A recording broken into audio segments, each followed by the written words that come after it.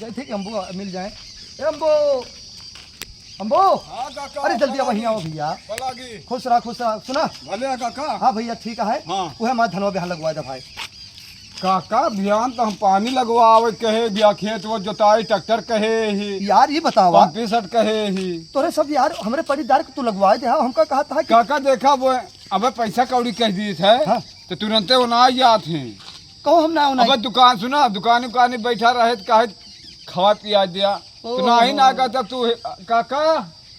हाँ भैया, अरे कुछ दवा हो जाए, अब मौका ना है यार भैया यसना करा सबसे कहा मतलब लागे पटीदार के मतलब हमें मतलब हम कुछ नहीं पटीदार नहीं काका सब भैया सबसे तू का मतलब है मोर भैया बहन हमरो लगवाए जा अपन कमो बरो कह ले। हाँ काका देखा। हाँ? सबसे मतलब एक ठौरे रहे खरे से अवगत है। हाँ?